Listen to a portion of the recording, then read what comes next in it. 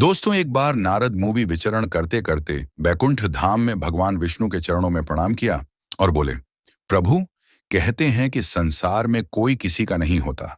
हम अकेले आते हैं और अकेले ही चले जाते हैं। क्या यह सत्य है? प्रिय मित्रों, आप सभी का एक बार फिर से हमारे एक और नए वीडियो पर स्वागत है। प्रिय मित्रों, नमस्कार, जय श्री राम। आपसे एक विनम्र निवेदन है, अगर आप हमारे इस चैनल पर नए हो तो वीडियो को लाइक करके चैनल को सब्सक्राइब करें और हमें सहयोग करने की कृपा करें। चलिए प्रिय मित्रों, वीडियो विलंब न करते हुए वीडियो का शुभ आरंभ करते हैं। भगवान विष्णु मंद मुस्कुराए और बोले, नारद, तुम्हारे प्रश्न का उत्तर एक कथा के माध्यम से दूंगा। घने जंगल के बीच एक सुगंधित पुष्पों से भरा उपवन था। वहीं पास ही एक छोटा सा गांव बसा था। उस गांव में एक परोपकारी सेठ रहता था जिसका नाम सुरेश दास था। उसकी एक विशाल हवेली थी। परिवार बड़ा था, पत्नी, पुत्र, पौत्र और ढेरों सेवक। वह सबका पालन पोषण करता और धर्म कर्म में लीन रहता। गांव के लोग भी उसकी उदारता के कारण उसका आदर करते थे। लेकिन समय के साथ उम्र ढलने लगी। एक दिन सुरेश दास को तेज बुखार आ गया और उसकी तबीयत बिगड़ने लगी। उसने अपने परिवार को बुलाया। मैं अब ज्यादा दिन का मेहमान नहीं हूं, उसने कराहते हुए कहा। तुम सब मेरे बिना कैसे रहोगे? बड़ा पुत्र आगे बढ़ा और बोला, पिताजी, आपकी हवेली, धन दौलत सब संभाल लेंगे, आप चिंता ना करें। छोटा पुत्र बोला, हम आपका पूरा ध्यान रखेंगे, बस आप जल्दी ठीक हो जाइए। पत्नी ने स्नेह से सिर सहलाते हुए कहा, आप चिंता ना करें, मैं जीवन भर आपकी यादों के साथ रहूंगी। सेठ ने संतोष की सांस ली, लेकिन तभी दरवाजे पर एक रहस्यमयी साधु आए। उनके चेहरे पर अजीब सी शांति थी। उन्होंने सेठ को देखते हुए कहा, सेठ जी, आपका समय निकट है, लेकिन क्या आपने कभी सोचा कि जब इस संसार से प्रस्थान करेंगे तो कौन आपके साथ जाएगा? सुरेश दास चौंक उठा। उसने अपने पुत्रों, पत्नी और सेवकों की ओर देखा। मेरे परिवारजन मेरे साथ चलोगे? उसने भर्राए स्वर में पूछा। सबने सिर झुका लिया। पिताजी, यह यात्रा अकेले की होती है, बड़े पुत्र ने धीरे से कहा। सेठ की आंखों में आंसू आ गए। उसने साधु की ओर देखा और पूछा, फिर कौन जाएगा मेरे साथ? साधु मुस्कुराए और धीरे से बोले, यह तो स्वयं आपको खोजना होगा। सुरेश दास के मन में साधु की बात गूंजने लगी। यह तो स्वयं आपको खोजना होगा। उसका हृदय व्याकुल हो उठा। उसने फिर एक बार अपने परिवार की ओर देखा। पत्नी, पुत्र, पौत्र, सेवक सब सिर झुकाए खड़े थे। कोई उसके साथ चलने को तैयार नहीं था। उसकी आंखों में निराशा थी। साधु ने मुस्कुराकर कहा, सेठ जी, घबराइए मत, समय है, खोजिए, कौन है जो आपके साथ जाएगा? सुरेश दास ने बिस्तर पर पड़े पड़े सोचा, यदि मेरा परिवार, मेरी संतान मेरे साथ नहीं जा सकते तो क्या मेरा धन और संपत्ति मेरा साथ देंगे? उसने अपने सबसे प्रिय सेवक को बुलाया और कहा, मेरे खजांची को बुलाओ। थोड़ी देर में खजांची आया। सुरेश दास ने पूछा, मेरे पास कितनी संपत्ति है? खजांची बोला, सेठ जी, सोने चांदी की गिनती नहीं, गुप्त कोठियों में हीरे मोती भरे हैं। गांव में आपकी कई हवेलियां हैं। दूर दूर तक आपकी व्यापारिक कोठियां फैली हैं। सुरेश दास ने थोड़ा आश्वस्त होकर कहा, तो क्या यह सब मेरी अंतिम यात्रा में मेरे साथ चल सकता है? खजांची हड़बड़ा गया, फिर बोला, नहीं सेठ जी, धन संपत्ति यहां रह जाएगी। यह सिर्फ तब तक आपका है जब तक आप जीवित हैं। आपके जाने के बाद यह आपके बेटों में बढ़ जाएगा या कोई और इसे ले लेगा। सुरेश दास का हृदय बैठ गया। तो क्या यह भी मेरा नहीं? उसने बुदबुदाया। साधु यह सब चुपचाप देख रहे थे। उन्होंने पूछा, सेठ जी, अब क्या सोच रहे हैं? सुरेश दास ने धीरे से कहा, मैंने जीवन भर जिस धन को संजोया, उसे बढ़ाया, वह भी मेरा नहीं, परिवार भी मेरा नहीं, फिर कौन मेरा है? साधु मुस्कुराए और बोले, शायद अब आप सही दिशा में सोच रहे हैं, लेकिन अभी आपकी यात्रा समाप्त नहीं हुई। आगे बढ़िए और देखिए, क्या कोई और है जो आपके साथ जाने को तैयार होगा? सुरेश दास ने गांव में जाकर अपने मित्रों से मिलने का निश्चय किया। पाल की मंगवाई और अपने पुराने मित्रों से मिलने निकल पड़ा। वे सभी एक बड़े आम के पेड़ के नीचे बैठे आपस में वार्तालाप कर रहे थे। सुरेश दास ने कहा, मित्रों, जीवन भर हमने साथ समय बिताया, व्यापार में सहयोग किया, मेलों में गए, मंदिरों में पूजा की। क्या तुम सब मेरे साथ मेरी अंतिम यात्रा में चलोगे? मित्रगण चुप हो गए। कुछ ने नजरें चुरा लीं, कुछ ने सिर झुका लिया। फिर एक मित्र बोला, सुरेश भाई, हम आपकी चिता तक आपको कंधा देंगे, आपकी स्मृति में भंडारा भी करवाएंगे, लेकिन वहां तक हम साथ नहीं जा सकते। दूसरे मित्र ने सहमति में सिर हिलाया। हाँ, ये तो अकेले की यात्रा होती है, वहां कोई साथ नहीं जाता। सुरेश दास निराश होकर लौट आया। उसका मन भारी हो गया। साधु द्वार पर खड़े मुस्कुरा रहे थे। क्या उत्तर मिला सेठ जी? उन्होंने पूछा। सुरेश दास ने हताश होकर कहा, धन संपत्ति भी नहीं, परिवार भी नहीं, मित्र भी नहीं, तो फिर कौन मेरा है? साधु बोले, खोजिए, अब भी समय है। सुरेश दास की आंखों में उदासी थी। उसने जीवन भर सबका भला किया था, अपने परिवार की हर जरूरत पूरी की थी, मित्रों के साथ सुख दुख बांटे थे। लेकिन आज जब वह सबसे जरूरी प्रश्न लेकर उनके पास गया, तो किसी ने भी उसका साथ देने का वचन नहीं दिया। साधु अब भी द्वार पर खड़े थे। उनके चेहरे पर वही शांत मुस्कान थी। उन्होंने कहा, सेठ जी, अब भी समय है, आगे बढ़िए और देखिए, क्या कोई और है जो आपके साथ जाने को तैयार होगा? सुरेश दास अब निराश था, लेकिन उसने हार नहीं मानी। वह सोचने लगा, परिवार, धन, मित्र, सबने मुझसे मुंह मोड़ लिया, लेकिन मैंने तो जीवन भर धर्म कर्म भी किया है। मैं नियमित रूप से मंदिर जाता था, दान पुण्य करता था, संतों की सेवा की थी। क्या यह सब भी मेरे साथ नहीं चल सकता?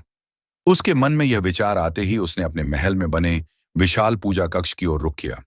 वहां एक बड़े पीतल के दीपक में घी की लौ टिमटिमा रही थी और दीवारों पर भगवान की सुंदर मूर्तियां सजी थीं। उसने हाथ जोड़कर कहा, हे प्रभु, मैंने जीवन भर आपकी पूजा अर्चना की, आपके लिए व्रत उपवास किए। क्या आप मेरे साथ मेरी अंतिम यात्रा में चलेंगे? मंदिर में गूंजती घंटियों के स्वर में उसे लगा कि भगवान मंद मंद मुस्कुरा रहे हैं। तभी मानो अदृश्य रूप में एक आवाज आई, सेठ जी, जब तक आप इस संसार में हैं, मैं आपके मन में हूं, लेकिन जब आपकी यात्रा प्रारंभ होगी, तब आपको स्वयं देखना होगा कि कौन आपके साथ जाता है। सुरेश दास चौंक उठा। तो क्या मेरी भक्ति भी मेरा साथ नहीं देगी? उसने दुखी होकर कहा। उसकी आंखों में आंसू आ गए। उसने सोचा, फिर कौन है जो मेरे साथ जाएगा? वह भारी मन से वापस अपने कक्ष में आया। साधु अब भी वहीं खड़े थे, मानो पहले से ही जानते हों कि सुरेश दास को क्या उत्तर मिला है। उन्होंने मुस्कुराकर पूछा, क्या उत्तर मिला सेठ जी? सुरेश दास ने दुखी स्वर में कहा, साधु बाबा, मेरा परिवार, मेरे मित्र, मेरी संपत्ति और यहां तक कि मेरी पूजा और भक्ति भी मेरे साथ नहीं जाएगी, तो फिर कौन मेरा है? साधु ने गहरी सांस ली और बोले, सेठ जी, आप अब भी सही उत्तर के करीब नहीं पहुंचे हैं। आप जीवन भर जिस चीज से सबसे अधिक जुड़े रहे, क्या आपने उससे पूछा? सुरेश दास चौंक गया। उसने साधु की ओर देखा और धीरे धीरे कहा, मेरी आदतें, मेरा स्वभाव, क्या वे मेरा साथ देंगे? साधु मुस्कुरा उठे। अब आप सही दिशा में सोच रहे हैं सेठ जी, लेकिन क्या यही अंतिम सत्य है? इसे आपको स्वयं खोजना होगा। सुरेश दास अब और भी गहरे सोच में पड़ गया। उसने जीवन भर दया, परोपकार और सच्चाई को अपनाया था, लेकिन क्या यह सब उसके साथ जाएगा? उसने साधु की ओर देखा और कहा, मुझे यह जानना ही होगा, क्योंकि अब मैं समझ चुका हूं कि इस संसार में कुछ भी स्थायी नहीं है, लेकिन फिर भी कोई तो होगा जो मेरी यात्रा में मेरे साथ चलेगा। साधु धीरे धीरे मुस्कुराए और बोले, सेठ जी, उत्तर आपके बहुत करीब है, अब आपको केवल इसे पहचानना है। सुरेश दास की आंखों में बेचैनी थी। उसने जीवन भर जिस परिवार के लिए परिश्रम किया, जिन मित्रों के साथ सुख दुख बांटा, जिस धन संपत्ति को संजोया और जिस ईश्वर की भक्ति की, आज वह सब उसे अकेला छोड़ चुका था। लेकिन साधु की बातें अभी भी उसके कानों में गूंज रही थीं। उत्तर आपके बहुत करीब है, अब आपको केवल इसे पहचानना है। रात गहरी हो चुकी थी। हवेली के बड़े आंगन में अकेले बैठा सुरेश दास टकटकी लगाए चांद को देख रहा था। ठंडी हवा बह रही थी, लेकिन उसके मन में प्रश्नों की आंधी चल रही थी। क्या सच में कुछ भी मेरा नहीं? फिर साधु ने कहा कि उत्तर मेरे करीब है। वह क्या हो सकता है? तभी अंदर से धीमी आवाज आई। कोई उसके कमरे के बाहर खड़ा था। उसने देखा तो सामने उसका सबसे पुराना नौकर रघु खड़ा था। उसकी आंखों में चिंता थी। सेठ जी, इतनी रात हो गई, आपने कुछ खाया भी नहीं। आपकी तबीयत पहले से ही खराब है, कुछ खा लीजिए। सुरेश दास ने एक फीकी मुस्कान के साथ कहा, रघु, तुम कब से मेरे साथ हो? रघु सिर झुकाकर बोला, सेठ जी, जब मैं छोटा था तभी मेरे पिता मुझे आपके पास छोड़ गए थे, तब से मैं ही आपका सेवक हूं। सुरेश दास ने गहरी सांस ली। रघु, क्या तुम मेरे साथ मेरी अंतिम यात्रा में चलोगे? रघु एक पल के लिए चुप रहा, फिर बोला, सेठ जी, मैं आपको श्मशान तक कंधा दे सकता हूं, लेकिन उसके आगे तो कोई किसी के साथ नहीं जाता। यह सुनते ही सुरेश दास का हृदय और भारी हो गया। उसने रघु की ओर देखा और कहा, ठीक है रघु, जाओ, मैं कुछ देर और अकेले बैठना चाहता हूं। रघु दुखी मन से चला गया। अब सुरेश दास को लगने लगा था कि साधु जो कह रहे थे उसमें कोई गहरी बात छिपी है। उसने अगले दिन साधु को फिर बुलवाया। साधु आए और मुस्कुराते हुए बोले, सेठ जी, लगता है कि आपकी यात्रा भीतर ही भीतर आगे बढ़ रही है।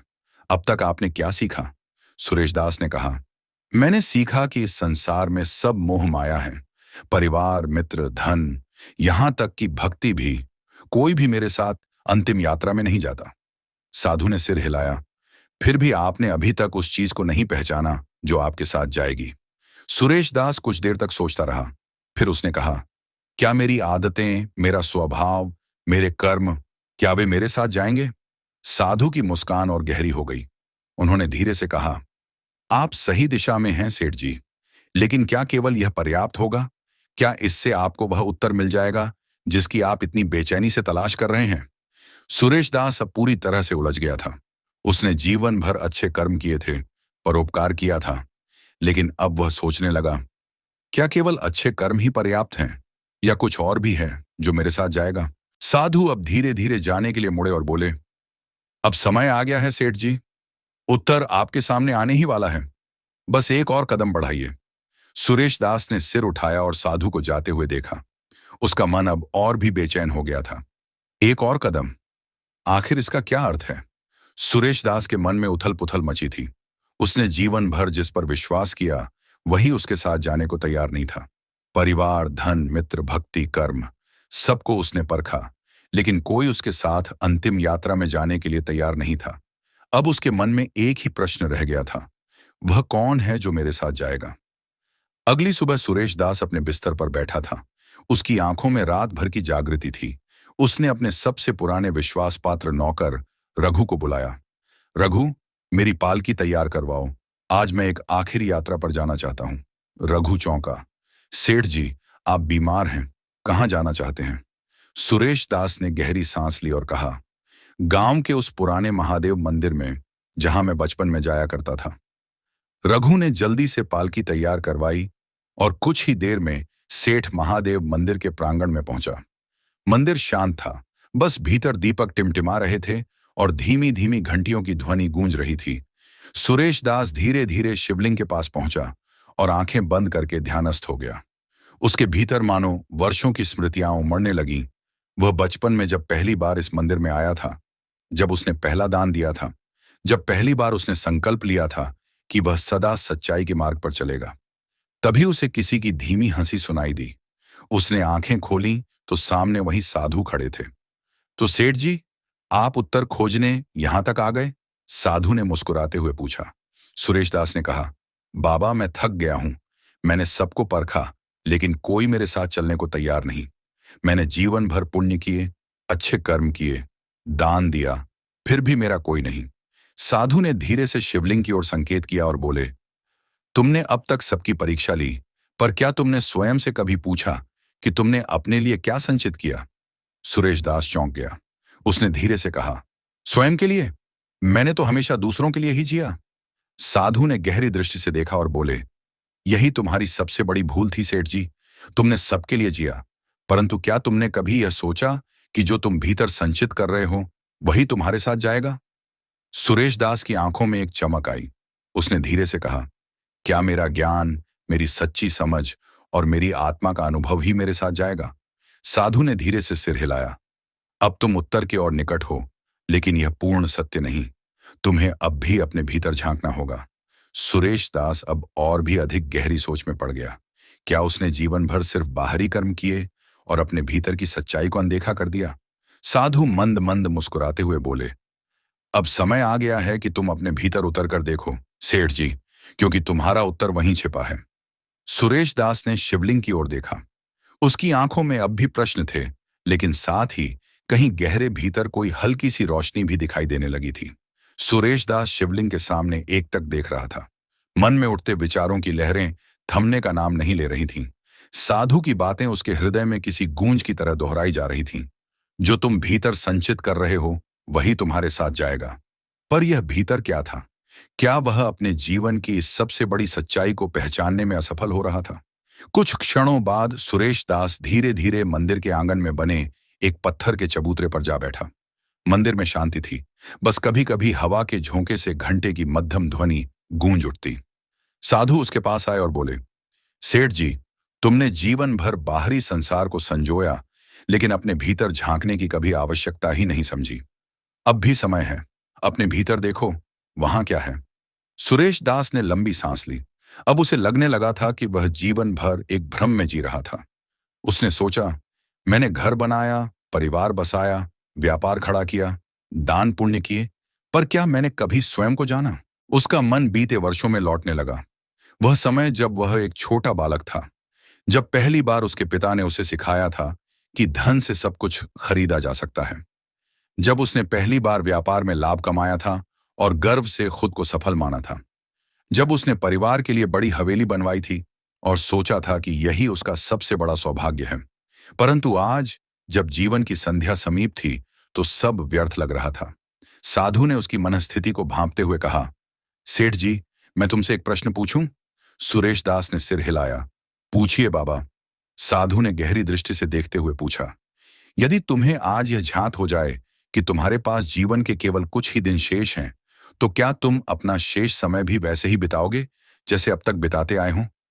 सुरेश दास इस प्रश्न से भीतर तक हिल गया। उसने कभी इस दृष्टि से अपने जीवन को देखा ही नहीं था। उसने सोचा, मैंने सारा जीवन बस धन कमाने, परिवार को सुरक्षित रखने और समाज में प्रतिष्ठा पाने में लगा दिया। पर अगर मुझे पहले ही पता होता कि सब यही छोड़कर जाना है, तो क्या मैं इसे अलग तरह से नहीं जीता?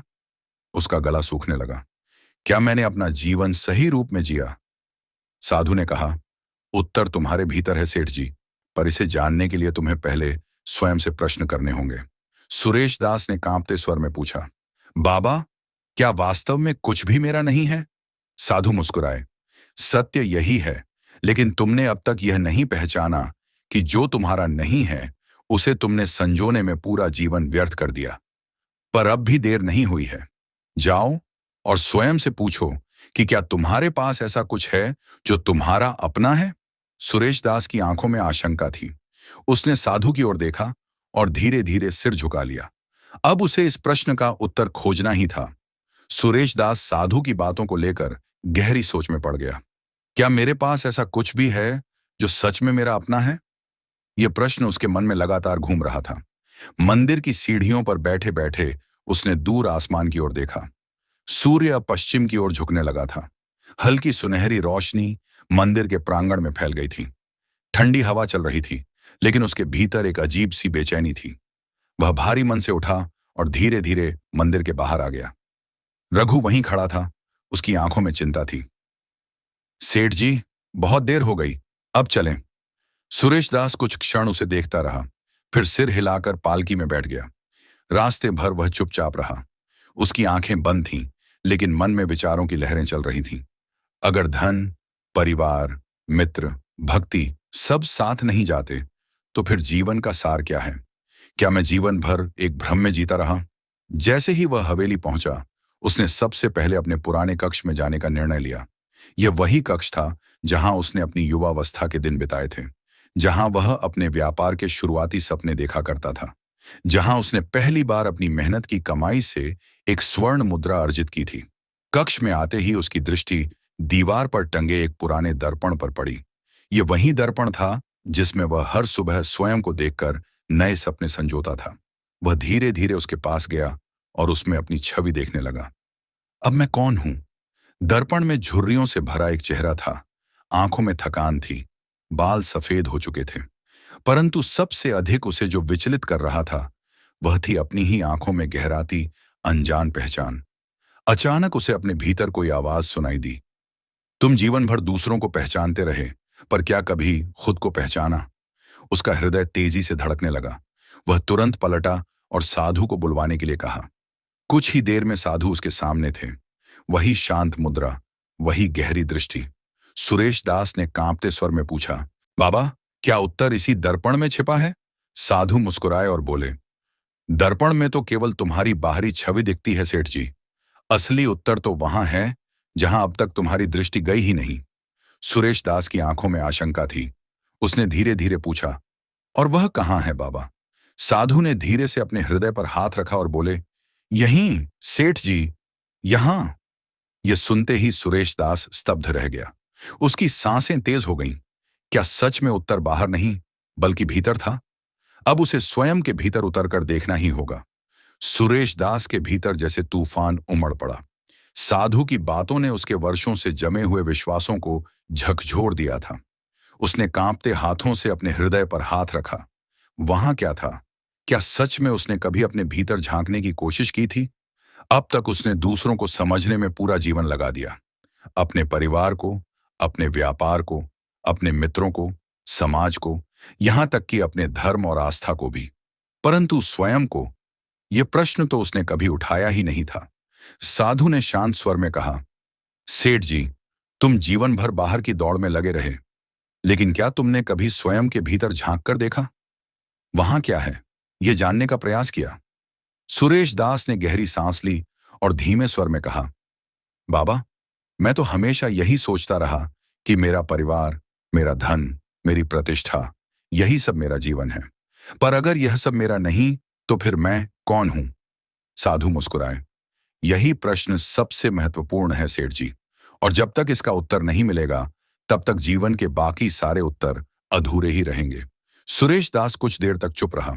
फिर उसने कहा, लेकिन बाबा, मैं अपने भीतर देखूं कैसे? वहां जाने का मार्ग क्या है? साधु ने हाथ उठाकर आसमान की ओर इशारा किया। जैसे यह अनंत आकाश है, वैसे ही तुम्हारे भीतर भी एक पूरा संसार है। पर उसे देखने के लिए बाहरी आंखें नहीं, बल्कि अंतर्दृष्टि चाहिए। सुरेश दास उलझन में पड़ गया। उसने धीरे से कहा, अंतर्दृष्टि? क्या मैं इसे प्राप्त कर सकता हूं? साधु ने सिर हिलाया।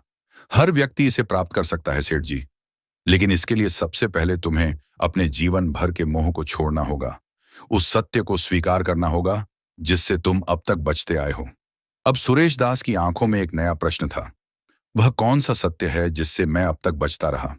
उसने साधु की ओर देखा। बाबा, क्या आप मुझे इस सत्य तक पहुंचा सकते हैं? साधु हल्की मुस्कान के साथ बोले, सत्य का मार्ग कोई और नहीं दिखा सकता सेठ जी।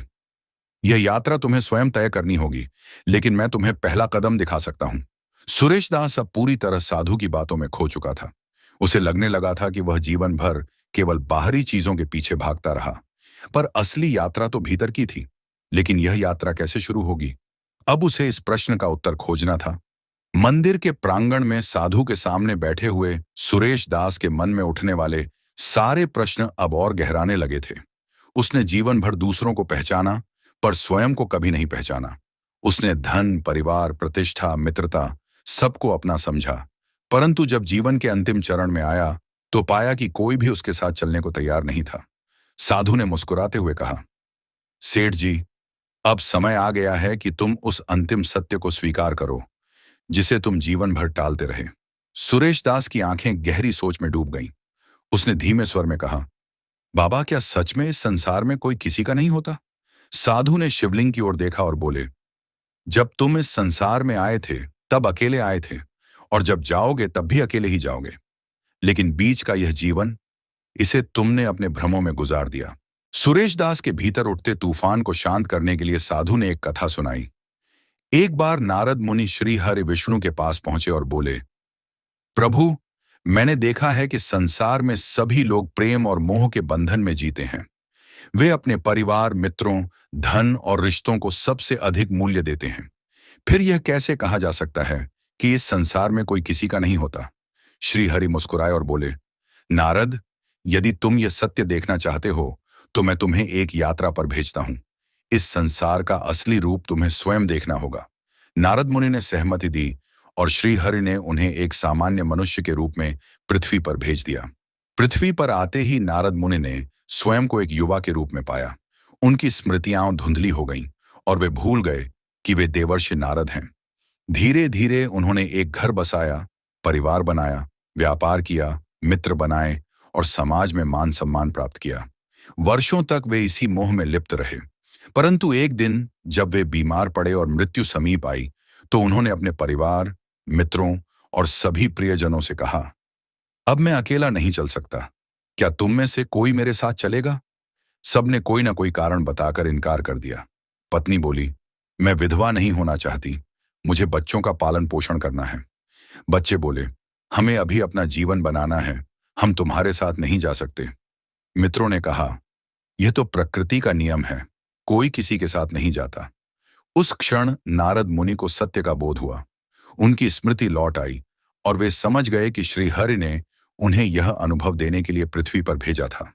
वे तुरंत विष्णु लोक लौटे और भगवान विष्णु के चरणों में गिरकर बोले, प्रभु, अब मुझे झात हुआ कि यह संसार वास्तव में एक माया है। यहां कोई किसी का नहीं होता। लोग केवल तब तक साथ होते हैं जब तक उनका स्वार्थ या मोह जुड़ा होता है, परंतु जब जीवन का अंतिम समय आता है तो हर व्यक्ति अकेला ही होता है। श्री हरि मुस्कुराए और बोले, नारद, यही सत्य है।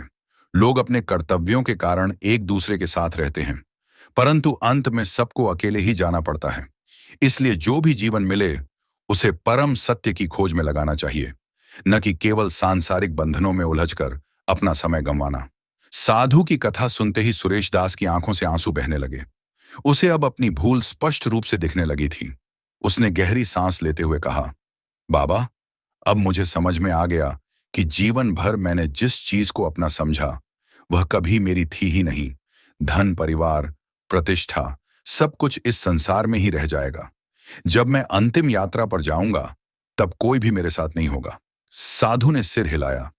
अब तुम सत्य के निकट हो सेठ जी, परंतु यह जानकर भी क्या तुम कुछ बदलना चाहोगे? सुरेश दास कुछ क्षण मौन रहा, फिर उसके चेहरे पर एक अजीब सा संतोष आ गया। उसने कहा, हाँ बाबा, अब मैं अपनी शेष जीवन यात्रा को केवल बाहरी चीजों में नहीं, बल्कि अपने भीतर के सत्य की खोज में लगाऊंगा। यह संसार वास्तव में एक माया का जाल है, जहां हर व्यक्ति अपने अपने स्वार्थों में जीता है। लोग तब तक साथ रहते हैं जब तक कोई प्रयोजन पूरा हो रहा होता है, लेकिन जैसे ही अंतिम समय आता है, सभी पीछे हट जाते हैं। नारद मुनि की कथा और सुरेश दास का अनुभव हमें यही सिखाते हैं कि धन, परिवार, मित्र, समाज, सब कुछ केवल इस जीवन तक सीमित है। अंतिम यात्रा में कोई भी साथ नहीं जाता, केवल अपने कर्म और आत्मा का अनुभव ही साथ रहता है। जीवन का वास्तविक उद्देश्य बाहरी संसार में नहीं, बल्कि आत्मा के भीतर है। इसीलिए जीवन को केवल सांसारिक मोह में नहीं, बल्कि सच्चे ज्ञान और आत्म साक्षात्कार में लगाना चाहिए। सुरेश दास ने अपनी आंखें बंद की। इस बार उसके मन में कोई उलझन नहीं थी। अब वह जान चुका था कि सत्य क्या है और उसकी अंतिम यात्रा का असली साथी कौन होगा। मंदिर की घंटियां बज उठीं, ठंडी हवा बहने लगी और धीरे धीरे सुरेश दास की आंखों में शांति उतर आई।